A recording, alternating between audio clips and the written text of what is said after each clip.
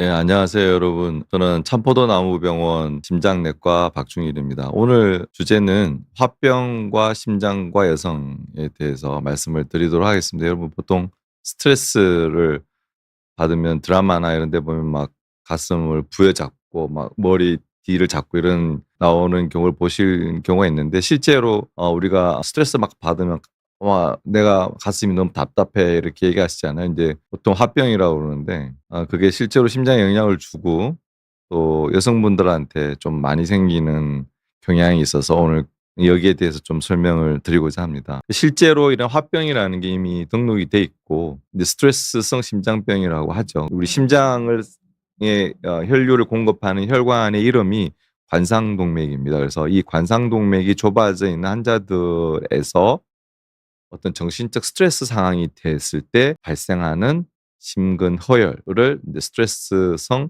심근허혈이라 하고, 이런 경우에 스트레스를 받았을 때 허혈이 오는 사람이 그렇지 않은 사람에 비해서 사망률이나 이런 게 2배 정도 증가하더라.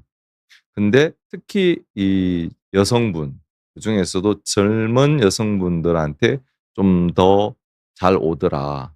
이런 경우에는 우리가 일반적인 그 운동 부하 검사나 이런 경우에서 나타나지 않는 경우가 있습니다. 그래서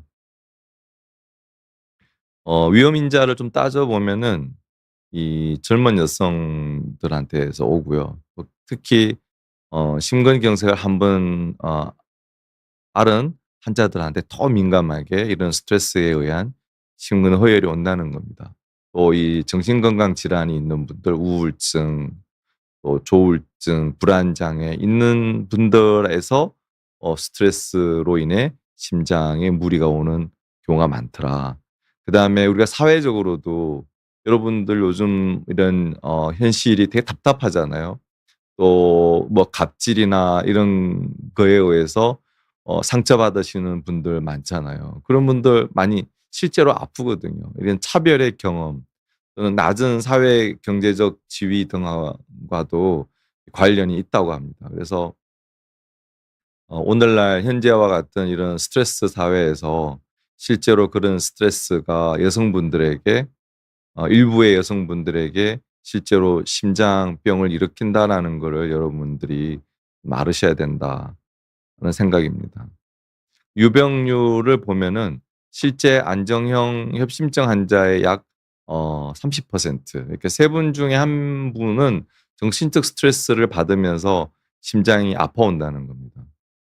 근데 증상이 없는 경우도 있습니다, 알게 모르게. 그러나 나의 심장은 그런 스트레스가 계속 오게 되면은 심장은 점점 아프다는 거죠.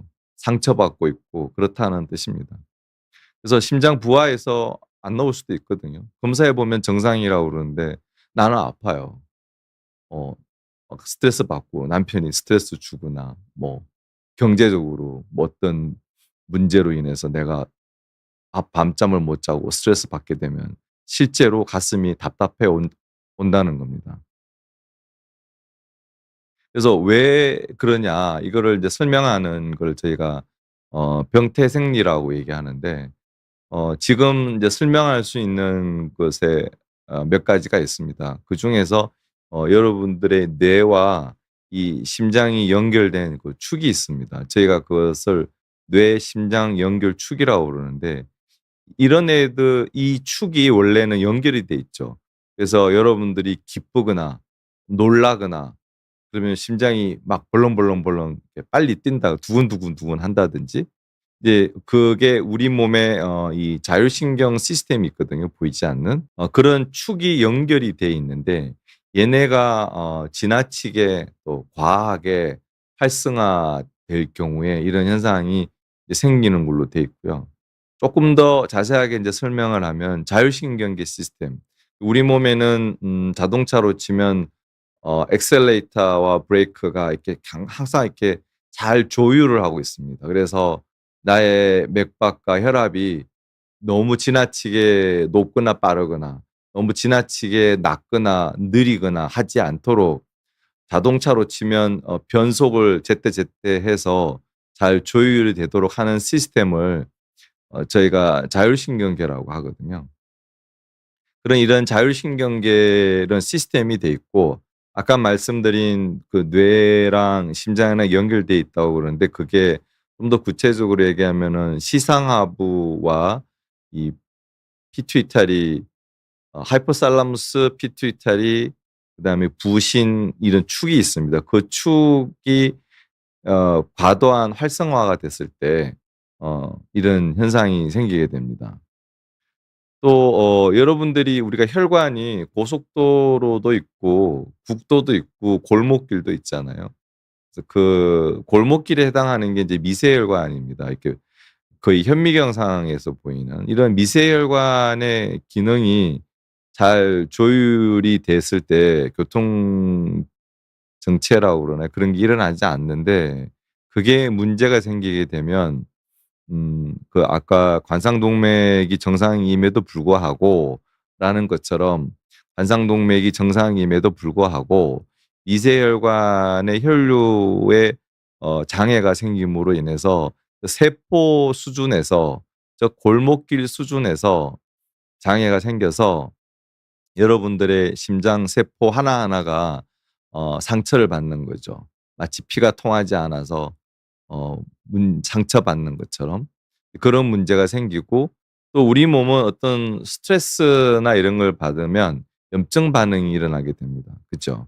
상처가 나면 염증 반응이 일어나고 감기를 앓으면 그 감기를 치료하기 위하거나 우리 몸에 바이러스나 이런 박테리아가 들어왔을 때 여러분의 몸은 여러분이 알지 못하는 사이에 염증 반응이 일어납니다. 인터루킨 6가 증가한다든지 염증 반응 물질이 증가한다든지 이렇게 해서 원래는 얘네가 나를 치료하기 위해서 작동을 하죠. 근데 그게 과하게 되면 염증이 나의 바이러스는 예를 들어서 코로나 바이러스는 앓고 지나갔음에도 불구하고 이 염증 반응이 계속되는 거예요. 뭔가 잘못된 거죠. 그래서 얘네들이 이제는 정상인 나의 몸을 공격하는 겁니다. 그러다 보면 얘네들이 심장을 계속 공격하는 거죠.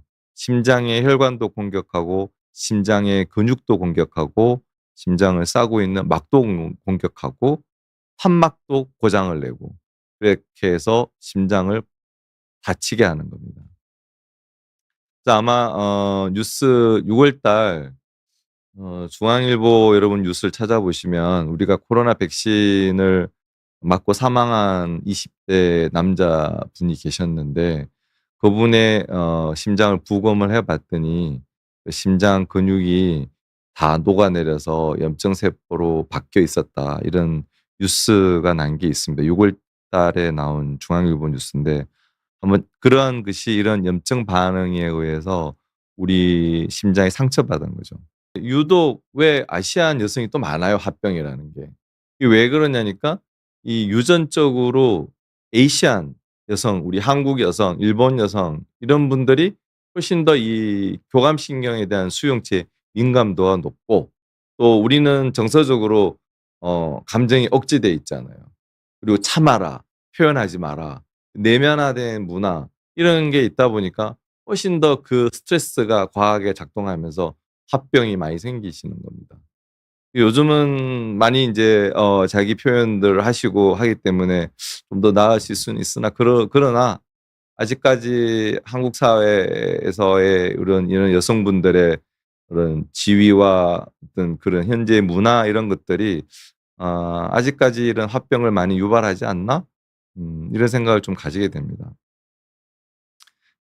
그래서 그럼 이런 사람들이 실제로 어떤 정신적 스트레스를 받았을 때 가슴이 아파오는 사람이라면 그런 사람들은 실제 협심증이 있을 경우 그 위험도가 어 협심증도 없고 스트레스에 의한 심근 허혈이 없는 사람에 비해서 그냥 일반적인 정상인이죠. 그런 사람에 비해서 거의 4배 정도까지 위험도가 올라간다는 것이 실제 논문 연구를 통해서 보고된 바가 있습니다. 예. 어떻게 해야 됩니까? 그래서 이제 실제로 이런 것들에 대해서 심리학자나 심리 치료하시는 분들, 정신과 분들이나 이런 분들의 말씀도 그러하지만 저희가 인제 뭐 꼭 혈관을 뭐 넓힌다든지 이런 걸 떠나서 나의 정신적 스트레스를 없애주기 위한 방법은 뭐 이런 인지행동 치료, 이거 뭐 저희 쪽 분야는 아니죠. 인지행동 치료를 해 드린다든지 명상을 한다든지 실제로 요가를 한다든지 이런 걸 했을 때 효과가 있습니다. 약물도 있지만 네, 또 뭐 사회 심리적으로 개입을 하는 거죠. 그래서 차별을 받고 있는 경우가 있다면 그 차별을 해소를 해야 되고, 그죠? 갑질을 당하고 있으면 그 갑질을 해결을 해 드려야 되고, 내가 외로우면 외로움을 해결해야 되고. 그래서 심리 학자, 심리 치료사 이런 분들은 우리 "뇌의 근육을 키우자. 마음의 근육을 키우자." 이렇게 얘기를 하시더라고요. 그래서 그런 게 필요하다.